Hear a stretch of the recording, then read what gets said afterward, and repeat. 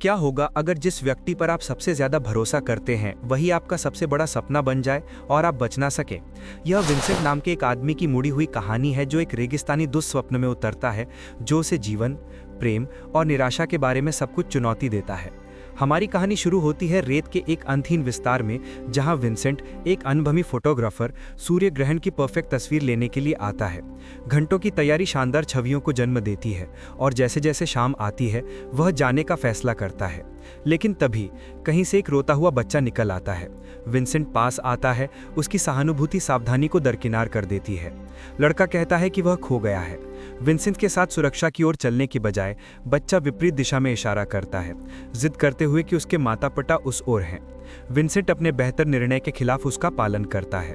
जितना गहरे वे जाते हैं, परिदृश्य उतना ही अलग थलग होता जाता है।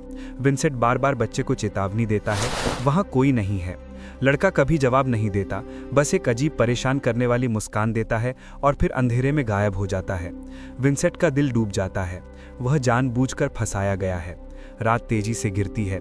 आश्रय के लिए बेताब विंसेंट एक ऊंची पहाड़ी में खुदी हुई एक इमारत देखता है जो केवल एक खड़ी पत्थर की सीढ़ी से सुलभ है।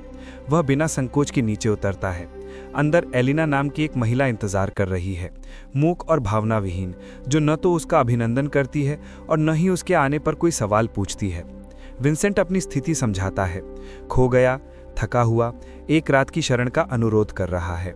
एलिना शब्दों के बिना जवाब देती है, इसके बजाय खाना परोसती है। भूखे होने के बावजूद विंसेंट खाना नहीं खा सकता। बाद में वह एक बेडरूम देती है। जैसे वह उसे कपड़े उतारते देखता है, विंसेंट अलगाववाद और कमजोरी के खिंचाव को महसूस करता है। वे उस रात अंतरंग हो जाते हैं। अगली सुबह आपदा मारती है, सीढ़ी गायब हो गई है। ऊंची करता है खुद को बनाए रखने की आशा में एक लड़का लेपस जिज्ञासु दिखता है। विंसेंट एक प्रस्ताव देता है, तुम्हें सब कुछ सिखाऊं अगर तुम मुझे बाहर निकालो जब वे चले जाएं। लेपस लुभाया हुआ लगता है, लेकिन दूसरों से डर स्वीकार करता है। फिर भी वह भविष्य की संभावना की ओर इशारा करता है। उस रात एलिना गर्भावस्था का खुलासा करती है। विंसेंट गुस्से में फूट पड़ता है, उसे दोष देता है। वह शांति से जवाब देती है, ये दोनों की गलती है। उसका गुस्सा असहायता में भंग हो जाता है। अगली सुबह भयानकता लाती है। लेपस हवा में लटका मिलता है, उन्हीं बच्चों द्वारा जिन्होंने उसे बचाने का दावा किया था। एलिना का संकट तत्काल और आदिम है। वह चिल्लाती है, मेरा बेटा, मेरा बेटा। क्रोध दया को जीत लेता है। एलिना विंसेंट को एक लकड़ी के तख्ते से मारती है, उसे बेहोश कर देती है। जब वह जागता है तो वह एक पिंजरे में कैद है। 9 महीने, वह घोषणा करती है। 9 महीने जब तक वह अपने बच्चे को जन्म न दे दे। महीने जानवर जैसी अधम पतन में बीतते हैं। एलिना बिना गर्माहट के, बिना उनके बंधन की स्वीकृति के खाना देती है। विंसेंट केवल एक पात्र है, उसके उद्देश्य के लिए एक जैविक उपकरण। एक दोपहर एक लड़की चट्टानों के शीर्ष पर दिखाई देती है। विंसेंट बचाव के लिए संकेत देने का प्रयास करता है। बच्चे उसे रोकते हैं, वह भी उनके क्रूरता का शिकार बन जाती है। जब एलिना पिंजरे को भोजन देती है, विंसेंट टूट जाता है। ये यातना क्यों? मैं आपके बच्चे का पिता हूं, या तो मुझे रिहा करो या इसे खत्म करो। उसकी प्रतिक्रिया उसके खून को जमा देती है। तुम बस एक साधन हो, अंत तक एक उपकरण। रात में प्रसव आता है। एलिना विंसेंट को चिल्लाती है, उसे पिंजरे से मुक्त करती है सहायता के लिए। वह एक बेटी को जन्म देने में मदद करता है। एक पारलौकिक क्षण के लिए विंसेंट विश्वास करता है कि मुक्ति संभव है। शायद वे एक साथ भाग जाएं, एक असली परिवार बन जाएं। यह आशा तुरंत टूट जाती है। बच्चे पीछे से आते हैं, एक ब्लेड उसके गले को खोज लेता है। विंसेंट खून में गिरता है जब एलिना और बच्चे गवाह हैं।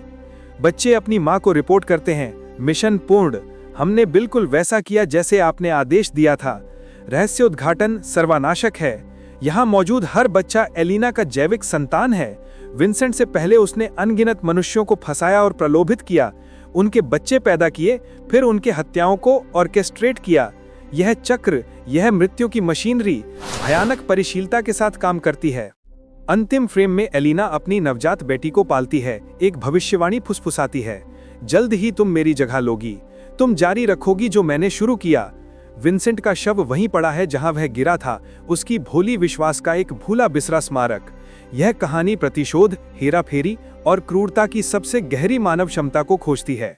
निराशा हमें अपने हृदय के सबसे करीब के शिकारियों को देखने के लिए अंधा करती है। लेकिन यह भी पूछता है, यह राक्षस क्या बनाते हैं? किस बचपन के आघार से एक महिला का जन्म होता है जो लोगों को फंसाने और हत्या करने के लिए तैयार हो? यही वो भयानक सवाल है जो यह आख्यान अनुत्तरित छोड़ता है। अगर इस गहरे चरित्र अध्ययन ने आपको परेशान किया है और इसे होना चाहिए, तो कृपया इस वीडियो को लाइक करें और मनोवैज्ञानिक भय और मानवीय चरमता की और अन्वेषण के लिए ग्रेवलाइंस को सब्सक्राइब करें। अपने सिद्धांतों को साझा करें। एलिना के प्रतिशोध को क्या चलाता है? नीचे टिप्पणी करें।